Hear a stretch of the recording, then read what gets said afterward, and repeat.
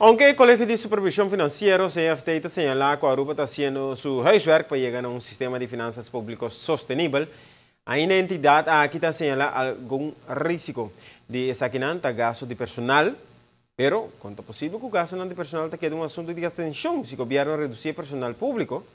Para la China mes diferente na año pasado, CFT anticipa un crecimiento económico tímido para 2016.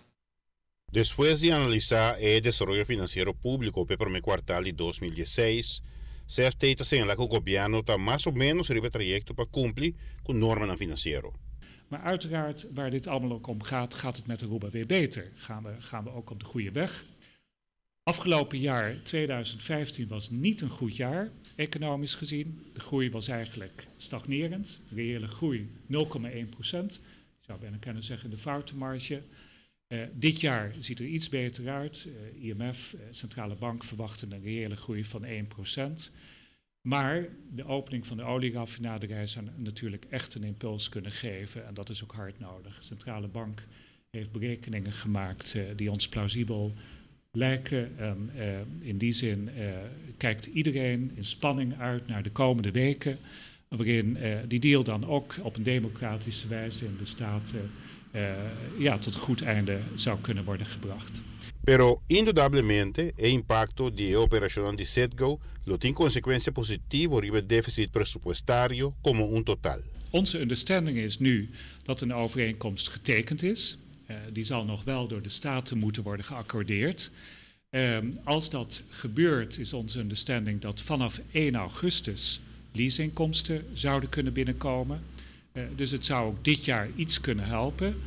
Uiteraard moeten we daar in de komende weken goed kijken of dat inderdaad lukt en of de Staten akkoord gaan. Op basis van de business case, ook de risicoanalyse die er is, ook wij zijn daarin meegenomen. Als dat positief uitvalt, dan hebben wij geen enkele reden om te vragen om een plan B bij de hand te houden. De funcionario na cabeça de CFT para ilustrar que Kiko está fundamentar su juicio para visa que lo por logra el déficit presupuestario de 2% per año aquí. Así na mes tiene algún risico. Ons oordeel is nu gebaseerd op begrotingsuitvoering zonder SITGO. Met andere woorden, we hebben een eerste kwartaalrapportage gehad en op basis daarvan hebben wij geconcludeerd dat 2% haalbaar is. Dus niet om maatregelen gevraagd. We hebben wel 2 risicoposten geïdentificeerd. Dat zijn de personeelslasten en dat zijn de ziektekosten.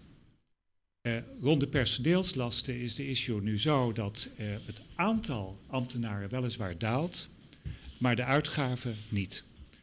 Of er is meer overwerk, of ik weet ook niet waar het precies allemaal aan ligt. En dat betekent in wezen dat een modernisering van de arbeidsvoorwaarden nodig zal zijn. Er zijn nu nog automatische gratificaties, automatische verhogingen.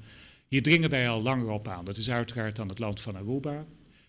Maar voor duurzame overheidsfinanciën wil je natuurlijk zien dat als er minder ambtenaren werken, dat dan de belastingbetaler ook dat terugziet in minder guldens die worden uitgegeven. Dat zien we nog niet. Además, tiene un factor adicional de risico. Andere risico is de AZV.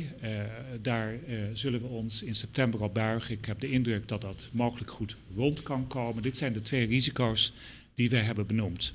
Vandaar dat we zeggen we monitoren closely. Maar zonder SITGO hebben we nu het gevoel dat die 2% in reach is. Daarom zeggen we min of meer op koers. SITGO-deal komt daar dus bovenop en zal dan meer comfort geven. Giovanni Muller, Notizie Noci.